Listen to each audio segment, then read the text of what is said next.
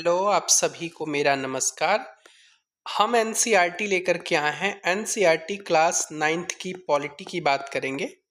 बहुत भाई बहन लोगों का इंक्वायरी था कि सर आप एनसीईआरटी पॉलिटी पढ़ाइए। मैं केवल टू द पॉइंट की बात करूंगा इसमें। क्लास 9th की एनसीईआरटी है। मैं आपको एक बार दिखाना चाहता हूं कि इस प्रकार से मैंने अपने नोट्स को कवर किया हुआ है। इस पूरी पीडीएफ आपको टेलीग्राम चैनल पे मिल जाएगी। आप जा करके ले सकते हैं, वहाँ पे डाउनलोड कर सकते हैं। आपको कुछ नहीं करना है, केवल पूरी बुक को नहीं पढ़ना है। मैंने बस जितना केवल पूरे 32 पेज में पूरी चीज़ों कवर की, वो भी केवल हाईलाइटेड पॉइंट के साथ। आपको मेरे साथ केवल हाईलाइटेड पॉइंट को ही देखना है और कुछ नहीं देखना है। मैंने पीवाई की एनालिसिस करके ही आपके पूरी बुक को मैंने खुद पढ़ा है, एनालिसिस किया, उसके बाद आपके सामने लाया हूँ। ऐसे ही क्लास 9th के बाद क्लास 10th की आएगी, फिर इसके एमसीक्यू फॉर्मेट आएंगे। आप बिल्कुल परेशान ना होइएगा, चैनल से जुड़ जाइए। चलिए टेलीग्राम ज्वाइन कर लीजिए, नोटिफिकेशन बेल आइकन को प्रेस कर लीजिएगा कि नोटिफिकेशन आप लोगों को जल्दी मिल जाए और उसको वीडियो को आप देख सकें। चलिए चैप्टर नंबर 1 है हमारे सामने। चैप्टर नंबर 1 आपका क्या कह रहा है कि लोकतंत्र क्या और लोकतंत्र क्यों। इसका पहला पॉइंट है, सारा मैंने पेपर कटिंग ही ले, पूरे बुक का कटिंग लिया हुआ है पेजेस का, आसानी से आप लोगों को एक आपका जो है ना वो क्या नाम है टेक्स्ट आपको अच्छे से दिख सके। लोकतंत्र शासन का ऐसा रूप है जिसमें शासकों का चुनाव लोग करते हैं। मतलब आप जिसको चाहेंगे उसी की सरकार बन पाएगी, आपके हाथ में, क्योंकि हमारा देश लोकतांत्रिक है। ठीक है, चलिए पॉइंट हम शुरू करते हैं।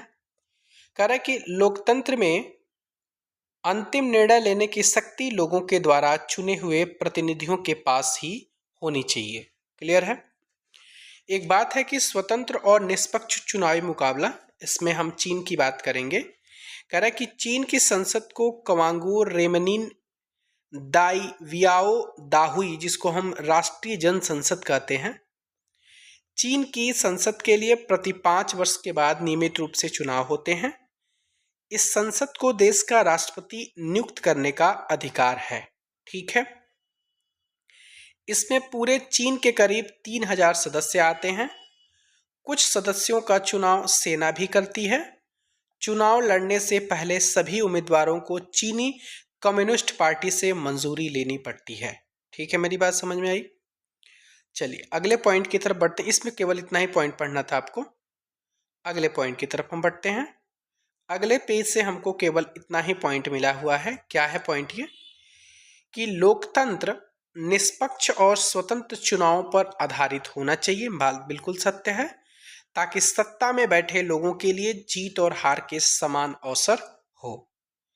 अब आता है अगला क्वेश्चन आपके सामने, एक व्यक्ति के लिए एक वोट एक मूल। इसमें क्या कह रहा है? इसमें पॉइंट यह है कि 2015 तक सऊदी अरब में औरतों को वोट देने का अधिकार नहीं था। ठीक है। उसके बाद एस्टोनिया ने अपने यहाँ नागरिकता के नियम कुछ इस तरह से बनाए हैं कि रूसी अल्पसंख्यक समाज के लोगों को मतदान का अधिकार हासिल करने में मुश्किल होता है। फिजी की चुनाव प्रणाली में भी वहाँ के कुछ मूलवासियों को वोट का महत्व भारतीय मूल के फिजी नागरिक के वोट से ज्यादा है। अगला पॉइंट हम देखेंगे।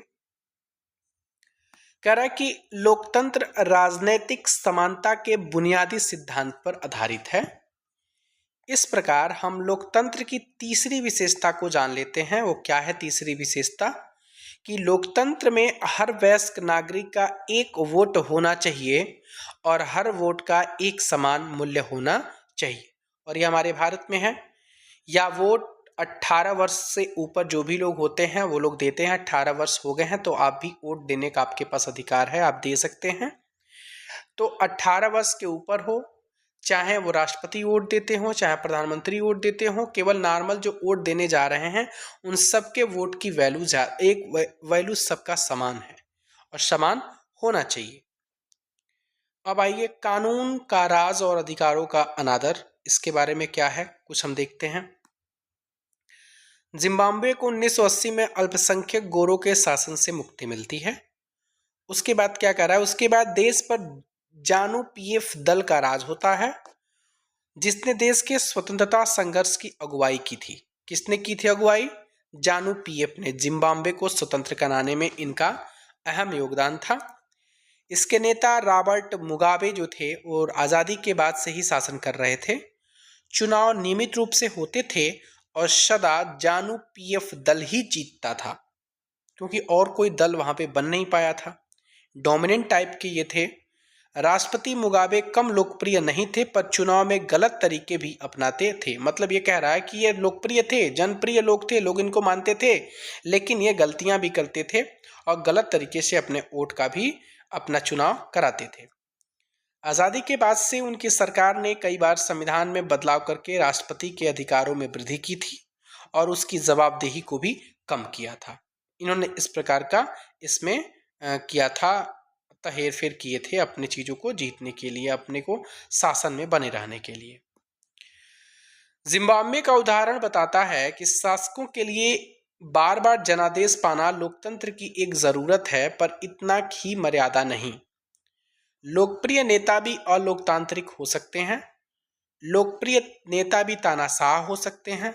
अगर हम लोकतंत्र की परखना चाहते हैं तो चुनावों पर नज़र डालना चाहिए, जरूरी है, पर उतना ही जरूरी है कि चुनाव के पहले और बाद की स्थितियों पर भी नज़र डाली जाए।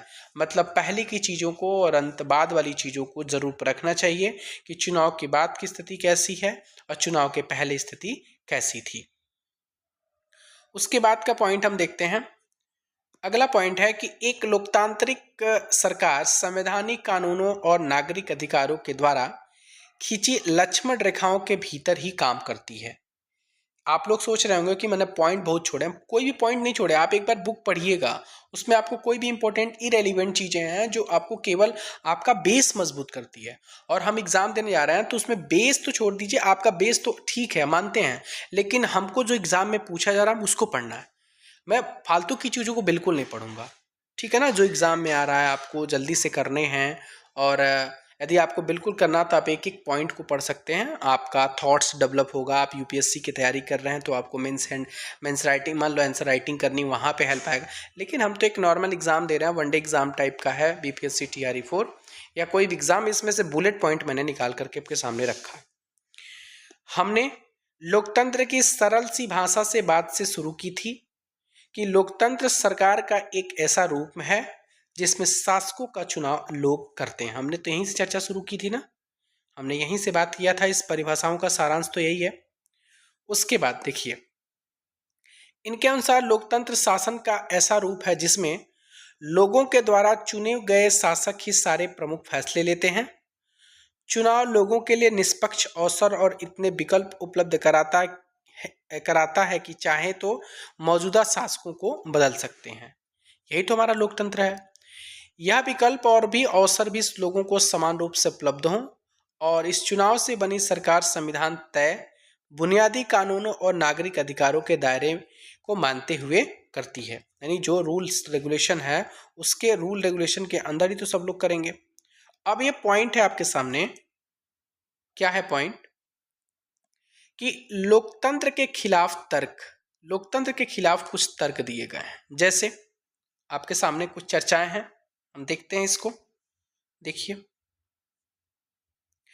कह रहा है कि इस चर्चा में हम बात करेंगे, इस चर्चा में एक लोकतंत्र के खिलाफ वे अधिकांश तर्क सामने आ गए हैं जिन्हें हम आम तौर पर सुनते हैं। ये तर्क कुछ इस प्रकार होते हैं। कैसे हो रहे हैं? पहला पॉइंट है इसका कि लोकतंत्र में नेता बदलते रहते हैं, इससे अस्थिरता पैदा होती है। मतलब ये तर्क दिया जा रहा है कि मान लीजिए हमने किसी नेता को चुन लिया और बहुत अच्छा काम किए हैं, उसके बाद फिर से उनके कार्यकाल होने के बाद से मैंने क्या किया कि अब लोगों के मन में पैसे की लालच में या बहुत नेताओं की लालच में हम लोग क्या करते हैं, अपने मताधिकार को दुरुपयोग करके किसी गलत आदमी को बना देते हैं। तो वहाँ से लोग बोलते हैं इससे अस्थिरता पैदा होती है। ठीक है, कि आपका तो जो डेवलपमेंट कर रहा था, जो डेवलप कर रहा था आपका पहले का जो मंत्री था या जो प्रधानमंत्री थे, जो राष्ट्रपति थे, वो अब नहीं रहा। तो अब जाहिर सी बात है कि स्थिरता पैदा होगी, वो इस प्रकार का काम नहीं कर पाएगा, या सरकार चेंज होने के बाद से जो पॉलिसी वो लागू किया था इस पॉलिसी को लागू नहीं कर पाएगा। लोकतंत्र का मतलब सिर्फ राजनीतिक लड़ाई और सत्ता का खेल है। ठीक है, यहाँ नैतिकता की कोई जगह नहीं होती। ये केवल खिलाफ के बारे में तर्क दिया जा रहा है, इसमें पॉइंट आपको एमसीक्यू फॉर्मेट में एक से ज़्यादा बना करके आपके सामने पेश किए जा सकते हैं, आपके मत को जाना जा सकता है इस प्रकार, इसलिए मैंने इन चीज़ों को लिया हुआ है। लोकतांत्रिक व्यवस्था में इतने सारे लोगों से बहस और चर्चा करनी पड़ती है कि हर फैसले में देरी होती है। बात सही है। चुने हुए नेताओं को लोगों के हितों का पता ही नहीं होता, इसके चलते खराब फैसले भी होते हैं। ये तर्क हो रही है। लोकतंत्र में चुनावी लड़ाइयां महत्वपूर्ण और खर्चीली होती हैं, इसलिए इसमें भ्रष्टाचार ज्यादा होता है। सामान्य लोगों को पता नहीं होता है कि उनके लिए क्या चीज अच्छी है और क्या चीज बुरी है, इसलिए किसी चीज का फैसला नहीं करना चाहिए। ये यहाँ पे तो तर्क हो गया कि लोकतंत्र के खिलाफ की बातें की जा रही हैं। ये अब कह रहा है कि अब लोकतंत्र के पक्ष की बात हम करेंगे। इसमें देखिए कह रहा है कि चीन में 1958 से 61 के बीच में दौरान एक बहुत बड़ा अकाल पड़ा था। विश्व के इतिहास का सबसे अभी तक बोला जाता है कि बहुत ही भयावह अकाल था। कब पड़ा था पूछा जाता है, डायरेक्ट क्वेश्चन में पूछा जा सकता है कि चीन में सबसे बड़ा भयावह अकाल विश्व में इतिहास में सबसे ज्यादा भयावह था, कब पड़ा था? तो 1958 से लेकर के 1961 के बीच में। इसमें लगभग 3 करोड़ से लोग ज्यादा भूखे मरे थे। ठीक है ना। उस समय भी नहीं था कि भारत की स्थिति बहुत अच्छी थी, भारत की स्थिति उस समय बहुत अच्छी थी, फिर भी भारत में चीन के समान बहुत अकाल और भूखमरी नहीं था हमारे यहाँ। अब आगे देखते हैं इसमें क्या है। इसमें अर्थशास्त्रियों का क्या कहना है। अर्थशास्त्रियों का यह कहना है कि किसी भी स्वतंत्र और लोकतांत्रिक देश में कभी भी बड़ा अकाल और बड़ी संख्या में भूखमरी नहीं हुई है। अगर चीन में बहुदलीय चुनाव व्यवस्था होती तो विपक्षी दल होता, उसका विपक्ष दल करता, उसकी बातें करता कि नहीं आपको ऐसे करना चाहिए, आपको दलीलें पेश करता अपना, और सरकार की आलोचना कर सकने वाली एक स्वतंत्र मीडिया होती, तो इतने सारे लोग भूख से नहीं मर सकते थे। और जो ये चीन में नहीं है, जो कोई इनके विपक्ष में नहीं बोल सकता है सारी चीज़ों को लेकर के, इसलिए वहां पर इस प्रकार की चीज़ें हुई। ये अर्थशास्त्रियों का मानना है। चलिए अगला पॉइंट हम देखते हैं। अगला पॉइंट क्या है। कह रहा है कि लोकतांत्रिक शासन पद्धति दूसरों से बेहतर है क्योंकि यह शासन का अधिक जवाबदेही वाला स्वरूप है। आपको शासन को जवाब देना पड़ता है, आपने काम नहीं किया, क्यों नहीं किया, इसके ऐसे मान लीजिए आपका जो विपक्षी दल है वो इसके बारे में क्वेश्चनिंग करता है आपको आपके हाउस में। अब कह रहा है इस प्रकार लोकतंत्र बेहतर निर्णय लेने की संभावना को बढ़ाता है। इसी से जुड़ा तीसरा तर्क भी है कि लोकतंत्र मतभेदों और टकरावों को संभालने का तरीका उपलब्ध कराता है। अब ये हम पॉइंट हम देखेंगे कि लोकतंत्र का बृहत्तर अर्थ क्या होता है, इसके बारे में यहां से हम पढ़ेंगे। केवल सभी लोगों की तरफ से बहुमत को फैसले लेने का अधिकार होता है, और यह बहुमत भी स्वयं शासन नहीं चलाता, बहुमत का शासन भी चुने हुए प्रतिनिधियों के माध्यम से ही होता है। और यह जरूरी हो जाता है क्योंकि, अब इसमें क्योंकि की बात लगा दिया, क्योंकि आधुनिक लोकतांत्रिक शासन व्यवस्था में इतने अधिक लोग होते हैं कि हर बात के लिए उस सबको साथ बैठाकर सामूहिक फैसला कर पाना संभव नहीं हो सकता है। फिर अगली पॉइंट की बात कर रहा है, अगर यह संभव हो तब भी हर एक नागरिक के पास हर फैसले लेने का समय, इच्छा या योग्यता और कौशल नहीं होता है। इसलिए कहा जाता है कि लोकतांत्रिक गणराज्य होना चाहिए, जहां से इसका बृहत्तर अर्थ बताया गया है। अब हम चैप्टर नंबर 2 की तरफ बढ़ते हैं। बस हमको चैप्टर नंबर 1 से इतना है। अब आपको यदि कोई पॉइंट मिलता है तो आप मुझे टेलीग्राम पर जरूर बता सकते हैं, सर ये पॉइंट इंपॉर्टेंट हो सकता है। आप उसको, मेरे ख्याल से मैं बिल्कुल आश्वस्त हूँ इस चैप्टर 1 से इससे ज़्यादा क्वेश्चन आपको नहीं मिलेंगे। केवल थॉट्स को डेवलप किया गया है, चीज़ों अलग अलग देशों के बारे में बात करके लोकतंत्र के बारे में बात की गई, वहाँ पे लोकतंत्र है कैसे नहीं है, कैसे होना चाहिए, इसके बारे में बात की। तो ये क्वेश्चन आपके एग्जाम में आप में नहीं आया था, वनडे एग्जाम में। ये आप जब हायर लेवल के एग्जाम आप देने जाएंगे, जैसे मान लीजिए यूपीएससी, यूपीपीसीएस, इस प्रकार की चीज़ों को जाएंगे, तो वहाँ पे आपको थॉट्स को लेकर के चीज़ें पूछी जा सकती हैं।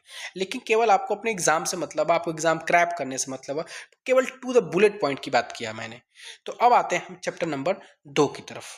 चलिए चैप्टर नंबर 2 हमारा क्या कह रहा है कि संविधान निर्माण। इससे क्वेश्चन आपके बने हुए हैं, आपको जो भी बनेंगे इसमें आपको जरूर बताया जाएगा। चलिए देखते हैं, शुरुआत करते हैं। यहां से शुरुआत करते हैं दक्षिण अफ्रीका में लोकतांत्रिक संविधान। ये नेल्सन मंडेला है, ठीक है। नेल्सन मंडेला के बारे में क्या कथन है देखते हैं। ये क्या कहे हैं, कह रहे कि मैंने गोरों के प्रभुत्व के खिलाफ संघर्ष किया है और मैंने ही श्वेतों के प्रभुत्व का विरोध किया है। मैंने एक ऐसे लोकतांत्रिक और स्वतंत्र समाज की कामना की है जिसमें सभी लोग पूरे मेलजोल के साथ रहें, सबको समान अवसर उपलब्ध हो। मैंने इसी आदर्श के लिए जीवित रहना और इससे पाना चाहता हूँ। अगर जरूरत पड़ी तो इस आदर्श के लिए मैं जान भी देने को तैयार हूँ। यानी कंप्लीटली उन्होंने लोकतांत्रिक सरकार की बात की है, जहाँ पे सब लोगों को समान अधिकार दिया जाए, समान उनको जीवित रहने का एक हक हो, इनको एक आज़ादी दिया जाए, उनका एक अलग से अपना कर्तव्य दिया जाए, उनको एक मतलब आदर्श, मतलब ये मानते हैं कि हमारा समाज एक स्वतंत्र समाज की कामना किया है। किसने? तो नेल्सन मंडेला ने। चलिए पॉइंट यहां से शुरू करते हैं हम। कह रहा है कि यह नेल्सन मंडेला का कथन है जिन पर दक्षिण अफ्रीका के गोरों की सरकार ने देशद्रोह का मुकदमा चलाया था। उन्हें और 7 अन्य नेताओं को 1964 में देश में रंगभेद के चलने वाली शासन व्यवस्था का विरोध करने के लिए आजीवन कारावास की सजा भी दी गई थी। अगले हथियारों और जोर जबरदस्ती से गुलाम बनाया जाए जैसे भारत को बनाया था उनमें। उसके बाद से पर भारत के उलट काफ़ी बड़ी संख्या में गोरे लोग दक्षिण अफ्रीका में बस गए थे और उन्होंने स्थानीय शासन को अपने हाथों में भी लिया। रंगभेद की राजनीति ने लोगों को उनकी चमड़ी के रंग के आधार पर भी बांट दिया था। वहां पे सबसे पहले रंगभेद की ही लड़ाई लड़ी गई थी, गोरे और कालों के बीच में। दक्षिण अफ्रीका के स्थानीय लोगों की चमड़ी का रंग काला होता है। आबादी में उनका हिस्सा काफी 3/4 मतलब 75% थे और उनको क्या कहा गया? अश्वेत कहा गया। श्वेत और अश्वेतों के अलावा वहां मिश्रित नस्लों की रंगीन चमड़ी वाला भी कहा जाता था और भारत से गए लोग भी थे वहां पर। गोरे शासक गोरों के अलावा शेष सबको छोटा और नीचा मानते थे। इन्हें वोट डालने का अधिकार नहीं था। सोचिए कितना बड़ा विडंबना था कि वहां पर जो लोग गोरे नहीं हैं, जो काले हैं, उनको वोट देने का अधिकार नहीं था। उनको काफ़ी छोटी तबके किस्म के लोग मानते थे। उनको उनका हक मार लिया जाता था। ठीक है ना? बहुत ज़्यादा प्रताड़ित किया जाता था। और उसी में से हमारे नेल्सन मंडेला भी जी थे, जो बहुत बड़े आपके क्रांतिकारी रहे थे। आपको दक्षिण अफ्रीका को स्वतंत्रता कराने में इनका बहुत बड़ा हाथ था। ठीक है, चलिए अगले की तरफ बढ़ते हैं। अगला कह रहा है कि 28 वर्षों तक उन्होंने दक्षिण अफ्रीका की सबसे भयावह जेल रोबेन द्वीप में रखा गया था। कहाँ रखा गया था? अब ये इंपॉर्टेंट क्वेश्चन बन सकता है कि 28 वर्षों में जो नेल्सन मंडेला को किस जेल में रखा गया था? तो रोबेन द्वीप में रखा गया था। ठीक है, चलिए अब हम चलते हैं रंगभेद के खिलाफ जो हमारी संघर्ष हैं उनमें से क्या पॉइंट हमारे सामने निकल के आ रहे हैं। ये हैं कि 1950 से ही अश्वेत, रंगीन चमड़ी वाले और भारतीय मूल के लोगों ने रंगभेद प्रणाली के खिलाफ संघर्ष किया। क्लियर है मेरी बात? अब हम अगले पॉइंट की तरफ बढ़ते हैं। अब कह रहा है कि नए संविधान की ओर। अब वहां पे क्या हुआ? रंगभेद के खिलाफ काफी संघर्ष हुआ। उसमें लोगों ने काफी मतलब लड़ाइयाँ लड़ी, बहुत गोरों ने प्रतिबंध लगाए थे। चलिए उसमें पॉइंट क्या है हमारे सामने। 28 वर्ष जेल में कैद होने के बाद से नेल्सन मंडेला को आज़ाद कर दिया गया। ठीक है, आखिरकार 26 अप्रैल, याद रखिएगा 26 अप्रैल 1994 की बात है कि मध्य रात्रि को दक्षिण अफ्रीका गणराज्य का एक नया झंडा लहराया और यह दुनिया का एक नया लोकतांत्रिक देश बन गया। ठीक है, रंगभेद वाली शासन व्यवस्था समाप्त हुई और सभी नस्ल के लोगों की मिलीजुली सरकार के गठन का रास्ता खुल गया था। तो समझ में आया? कब बना ये? 26 अप्रैल 1994 को। अगला पॉइंट हम देखेंगे। अगला पॉइंट आपके सामने यहां पे बनता है। करा कि दक्षिण अफ्रीका का इतिहास, संविधान इतिहास और भविष्य दोनों की बातें करता है। एक तरफ तो यह एक पवित्र समझौता है कि दक्षिण अफ्रीकी के रूप में हम एक दूसरे से यह वायदा करते हैं कि हम अपने रंगभेदी, क्रूर, दमनकारी इतिहास को फिर से दोहराने की अनुमति नहीं देंगे। पर इतनी ही नहीं है, यह अपने देश को इसके सभी लोगों द्वारा वास्तविक अर्थों में साझा करने का घोषणा पत्र भी है। श्वेत और अश्वेत, स्त्री और पुरुष, यह देश पूर्ण रूप से हम सभी का है। ये जब देश आज़ाद हुआ उनका, तो इसके बारे में दक्षिण अफ्रीका के संविधान में इस बात का जिक्र किया गया है। ये आपका टू द पॉइंट आपका एग्जाम में कट करके आ सकता है, इसलिए मैंने इनको चीज़ों को ध्यान दे करके यहाँ पे रखा है। अब चलिए अगला पॉइंट क्या कह रहा है? कह रहा है कि संविधान लिखित नियमों की ऐसी किताब है। अब कह रहा है संविधान क्या है, तो संविधान लिखित नियमों की ऐसी किताब है जिसे किसी देश में रहने वाले सभी लोग सामूहिक रूप से मानते हैं, यानी सबको मानना होता है इस बुक को। संविधान सर्वोच्च कानून जिससे किसी क्षेत्र में रहने वाले लोगों, जिन्हें नागरिक कहा जाता है, के बीच की आपसी संबंध को तय होने के साथ साथ लोगों और सरकार के बीच संबंध भी तय करते हैं।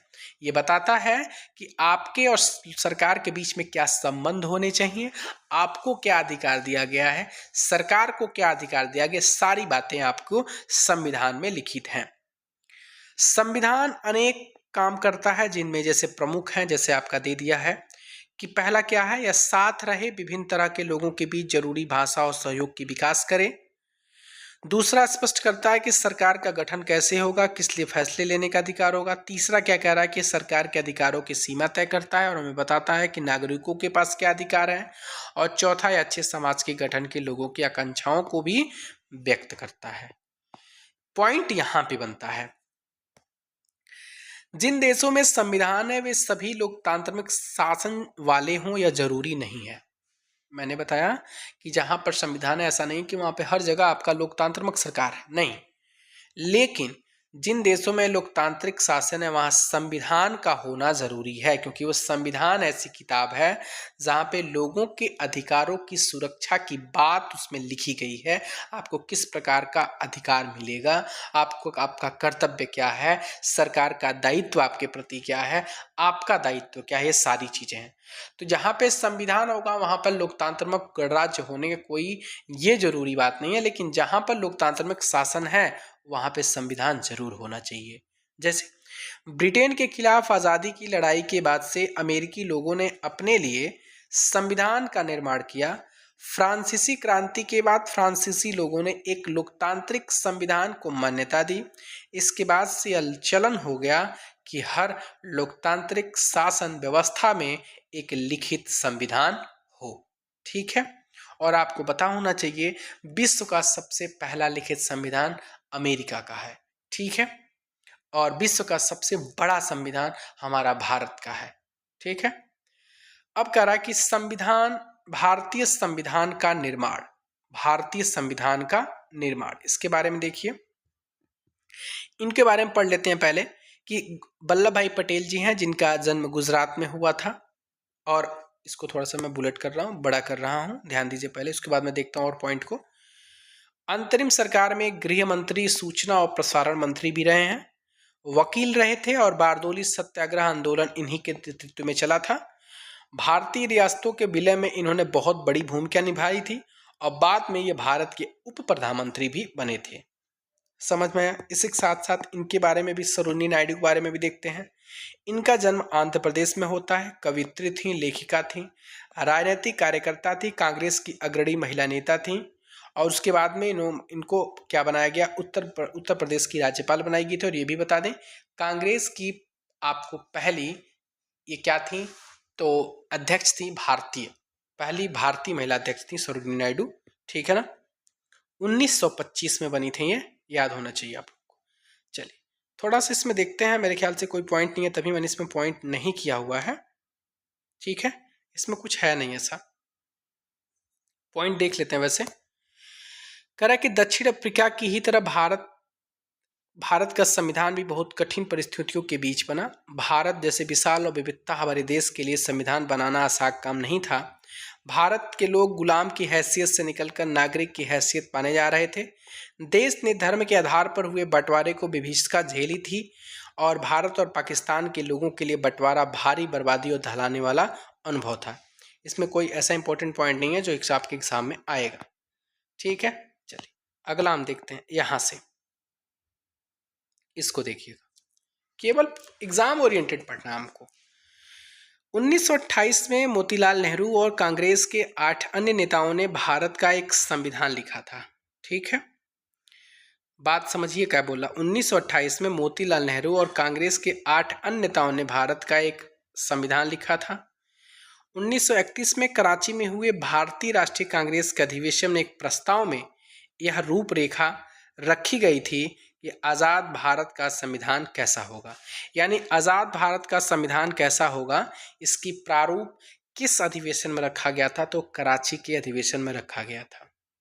इन दोनों ही दस्तावेजों में स्वतंत्र भारत के संविधान में सार्वभौम वयस्क मताधिकार, स्वतंत्रता और समानता का अधिकार और अल्पसंख्यकों के अधिकारों की रक्षा की बात कही गई। यानी ये पहले ही बात कही गई कि सार्वभौम वयस्क मताधिकार होना चाहिए, यानी सबको मत का अधिकार होना चाहिए 18 वर्ष प्लस, और मतलब सार्वभौम का मतलब होता है सबका वोट की वैल्यू बराबर होनी चाहिए, स्वतंत्रता का अधिकार होना चाहिए, समानता का अधिकार होना चाहिए, जो भी अल्पसंख्यक वर्ग के लोग हैं उनके अधिकारों की रक्षा की बात इसमें कही गई थी। और ये कब की गई थी, इनकी प्रारूप कब इनको एक्सेप्ट किया गया था, रूपरेखा कब रखी गई थी, 1931 के कराची के अधिवेशन में। ठीक है, यहां से आपके पॉइंट बन सकते हैं एग्जाम में। ये थोड़े लोग जो हमारे क्रांतिकारी लोग थे, जो आपके स्वतंत्रता से जुड़े हुए थे, उनके बारे में जानते हैं कि अबू कलाम आज़ाद जी के बारे में जानेंगे। पहले इनका जन्म सऊदी अरब में हुआ था, ध्यान दीजिएगा, भारत में नहीं हुआ था, इनका जन्म सऊदी अरब में हुआ था। शिक्षाविद थे ये, लेखक, धर्मशास्त्रों के ज्ञाता थे, अरबी के महान विद्वान भी थे, कांग्रेस के नेता भी थे, राष्ट्रीय आंदोलन में अग्रणी भूमिका भी निभाई थी। मुस्लिम अलगाववादी राजनीति के विरोधी थे, ये नहीं चाहते थे कि मुस्लिम अलगाववादी हो। भारत में पहले केंद्रीय मंत्रिमंडल में शिक्षा मंत्री भी ये रहे हैं, और ये कांग्रेस के अध्यक्ष पे पद पे रहने वाले सबसे ज़्यादा दिनों तक रहने वाले सबसे युवा अध्यक्ष थे, 6 वर्ष रहे थे, ठीक है ना, 40 से 46 तक। कह रहा है कि इसका कारण, कह रहा है कि कारण भारतीय संविधान में कई संस्थाओं और व्यवस्थाओं को पुरानी व्यवस्था से लगभग जस का तस अपना लिया, जैसे कि 1935 का भारत सरकार का कानून। जैसे हमारा जो संविधान बना था, तो 1935 का जो भारत सरकार का अधिनियम था, उसमें से बहुत सारी चीज़ें कॉपी कर ली गई, बिल्कुल एग्जैक्ट उठा करके रख दी गई। ठीक है, ये क्वेश्चन आपका एग्जाम में आया हुआ है। चलिए अगला पॉइंट हम देखते हैं। अब टीटी कृष्णमाचारी के बारे में पढ़ लेते हैं। इनका जन्म तमिलनाडु में हुआ है, प्रारूप कमेटी के सदस्य रहे हैं कृष्णमाचारी, उद्यमी मतलब व्यापारी रहे हैं और कांग्रेसी नेता रहे हैं। बाद में इनको केंद्रीय मंत्रिमंडल में वित्त मंत्री बनाया गया था। केंद्रीय मंत्रिमंडल में क्या बनाया गया था, वित्त मंत्री। अब संविधान सभा है, इनके बारे में देख लेते हैं। अच्छा, यहाँ पे पॉइंट हमारा छूटा हुआ था, पहले इसको देखते हैं कि 1937 के बाद पूरे ब्रिटिश शासन वाले भारत में प्रादेशिक असेंबलियों के लिए चुनाव कराए गए थे। इनमें बनी सरकारें पूरी तरह लोकतांत्रिक नहीं थी, मतलब 37 में पूरी तरह से पूरी सरकार लोकतांत्रिक नहीं था। अब संविधान सभा की बात करेंगे। संविधान सभा क्या था, चुने गए जनप्रतिनिधियों की जो सभा संविधान नामक विशाल दस्तावेज को लिखने का काम करती है, उन्हें ही हम संविधान सभा कहते हैं। भारतीय संविधान के लिए जुलाई 1946 में चुनाव हुए थे, ध्यान दीजिएगा, जुलाई 1946 में चुनाव हुए थे, लेकिन संविधान सभा की जो पहली बैठक है वो दिसंबर 1946 को हुई थी। कब हुई थी, दिसंबर 1946 को। अब राजेंद्र प्रसाद जी के बारे में तो आप सब लोगों को पता है कि इनका जन्म बिहार में हुआ था। संविधान सभा के ये अध्यक्ष रहे थे, ये वकील थे। उसके बाद से आपको बता दें कि चंपारण सत्याग्रह के प्रमुख भागीदार भी रहे हैं। ये 3 बार कांग्रेस के अध्यक्ष रहे थे। बाद में भारत के ये प्रथम राष्ट्रपति भी रहे हैं, और ये आपको 2 बार रहे हैं। ठीक है, अब आते हैं जयपाल सिंह। इनके बारे में आप लोगों ने कम सुना होगा, ध्यान दीजिएगा, बहुत इंपॉर्टेंट है। इनका जन्म जयपाल सिंह का झारखंड में हुआ है। खिलाड़ी थे और शिक्षाविद भी थे। भारतीय हॉकी टीम के पहले कप्तान थे। कौन, जयपाल सिंह। आदिवासी महासभा के अध्यक्ष थे ये। बाद में इनको झारखंड पार्टी का संस्थापक भी बनाया गया था। कह रहा है अब कि भारतीय संविधान लिखने वाली सभा में 299 सदस्य थे। जो भारतीय संविधान लिखी गई थी उस सभा में कितने लोग थे, 299। इसमें 26 नवंबर 1949 को अपना काम पूरा कर लिया था। कब किया था, 26 नवंबर 1949 को पूरा कर लिया। संविधान 26 जनवरी 1950 को लागू होता है, सबको पता है, और इसी दिन में हर साल हम 26 जनवरी को गणतंत्र दिवस के रूप में मनाते हैं, ये भी पता है। 2 वर्ष 11 माह 28 दिन का समय, 2 वर्ष 11 माह 18 दिन का समय लगा था, ये सब लोगों को पता है।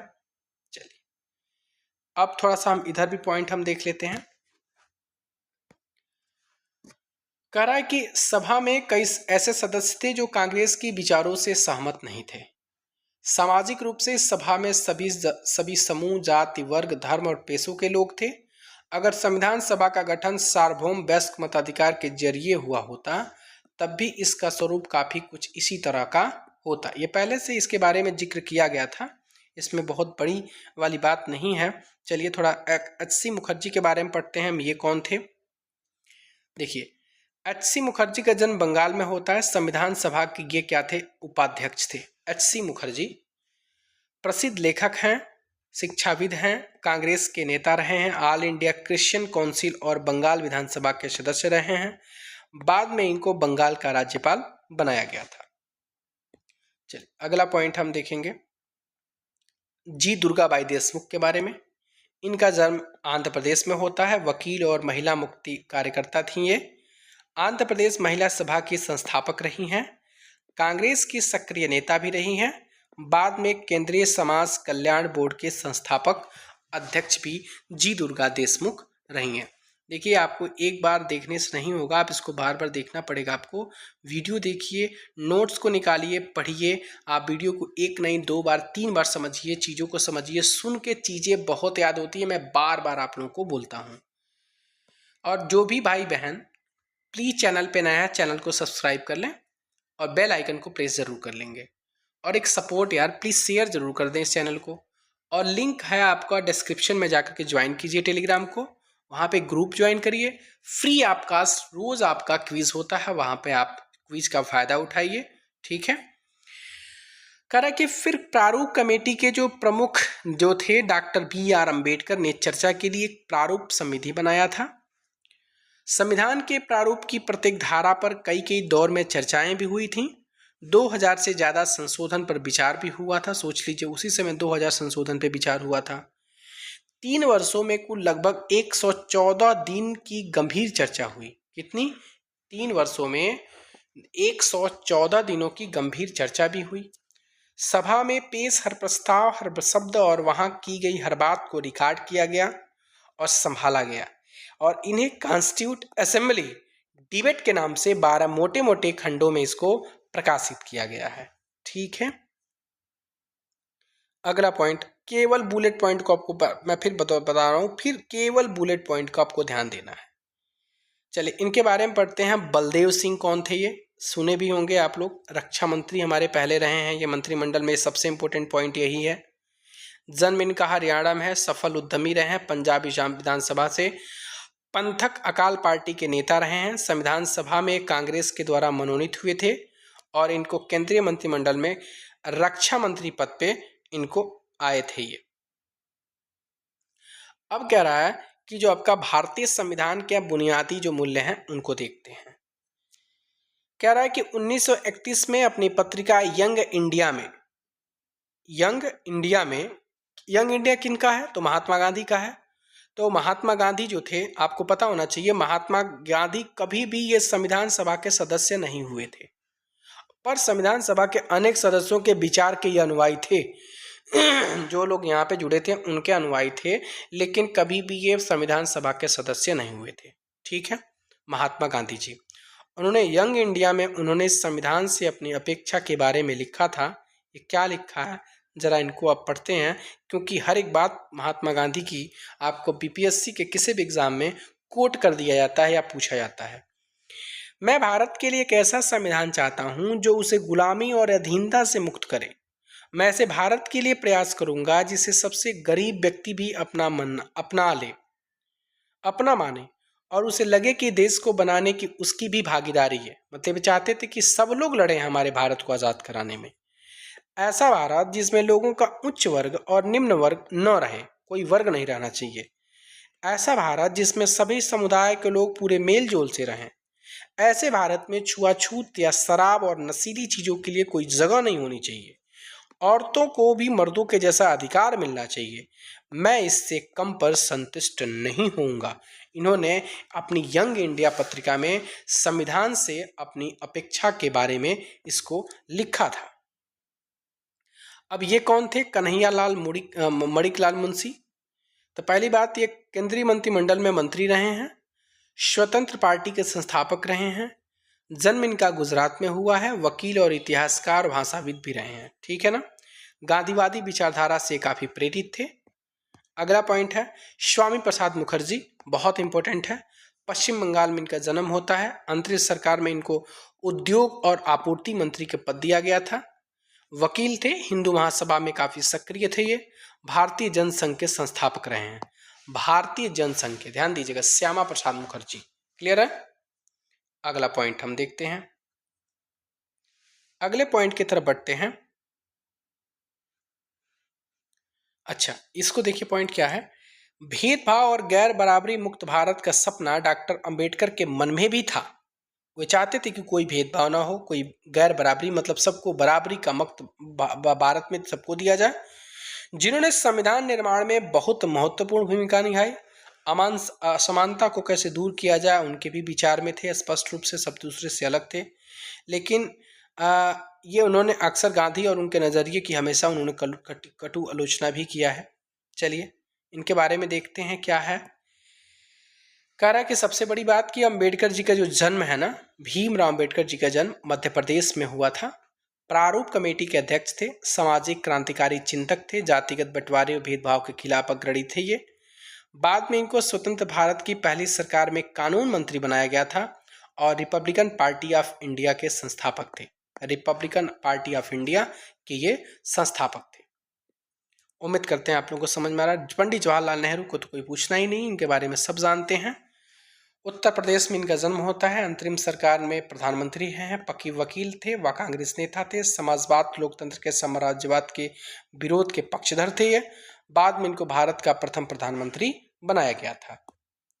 सोमनाथ लाहिड़ी, आपने नाम बहुत कम सुना होगा, पश्चिम बंगाल के थे ये, और ये भारतीय कम्युनिस्ट पार्टी के नेता थे। बाद में इनको पश्चिम बंगाल विधानसभा में सदस्य मनोनीत किया गया था।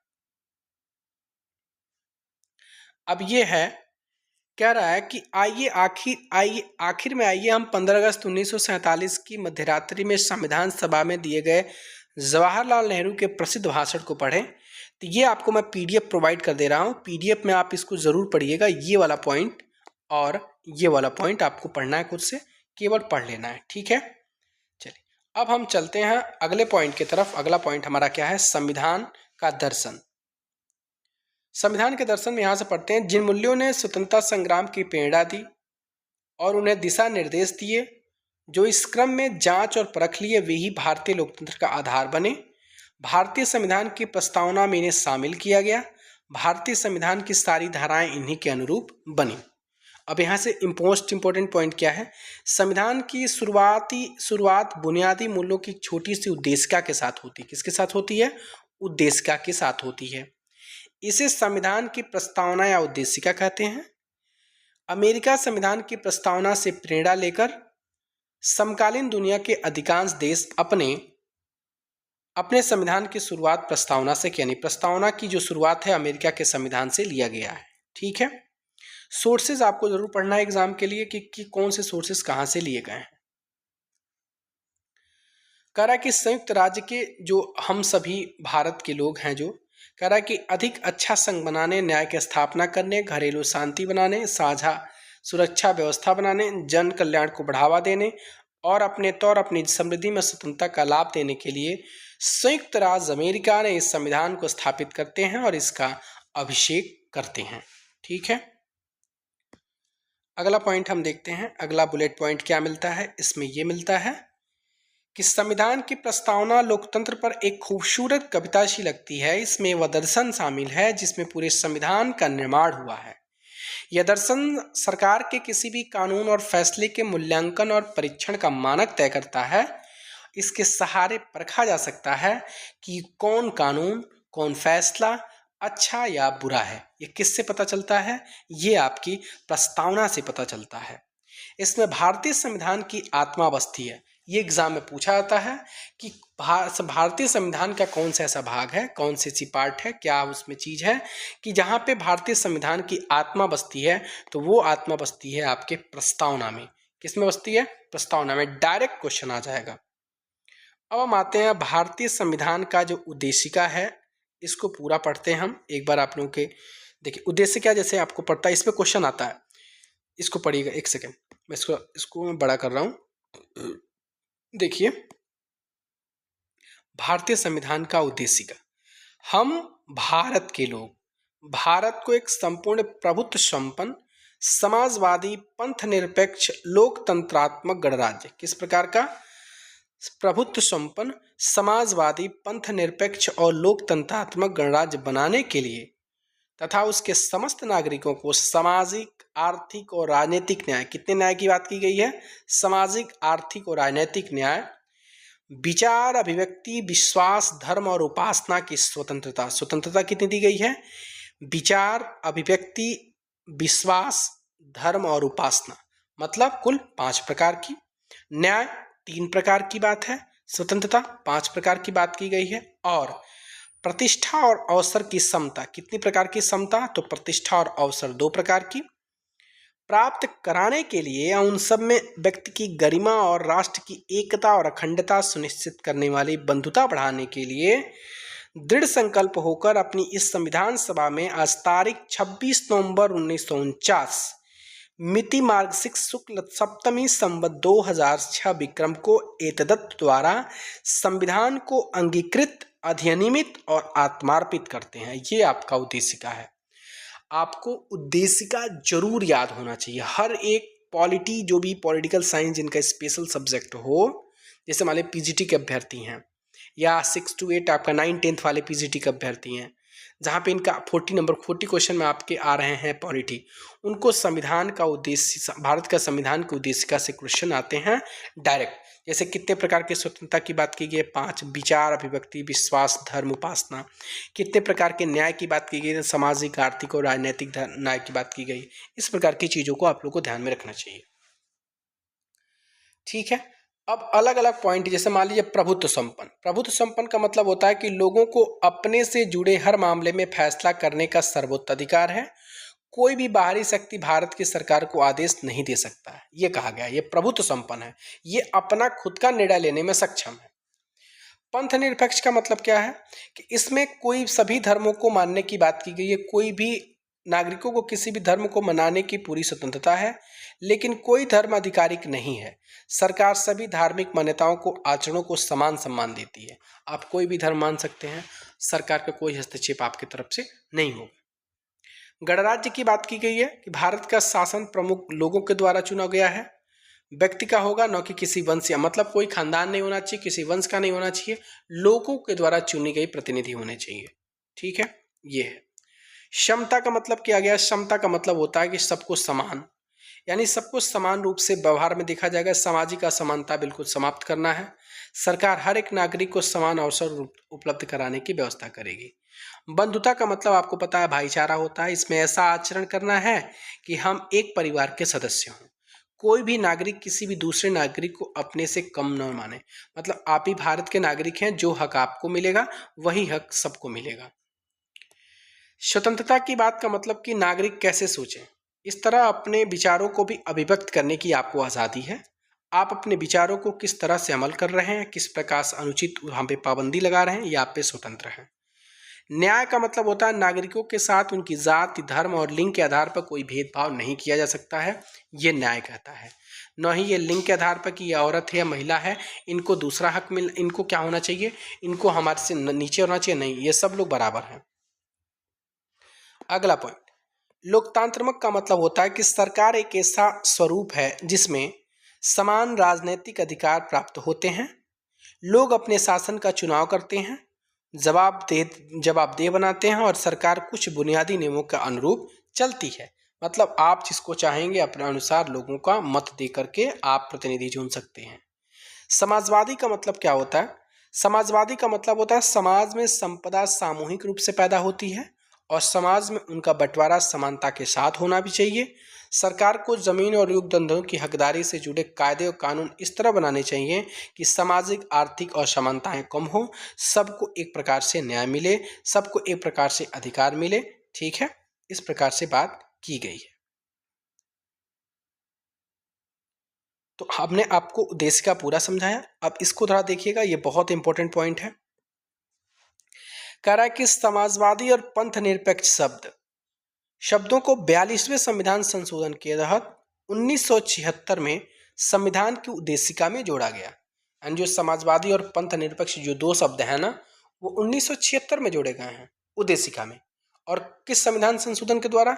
तो 42वें संविधान संशोधन के द्वारा, जो कि ये बहुत ज़्यादा इम्पोर्टेंट हो जाता है। ठीक है, मेरी बातों को आप सुन रहे हैं, सीरियसली पढ़ रहे हैं कि बस ऐसे मजाक में? सीरियसली पढ़ना है, क्योंकि ये एग्ज़ाम में बिल्कुल ओरिएंटेड ही पॉइंट में बता रहा हूँ, जो एग्ज़ाम में आपके तुरंत टपक जाएंगे।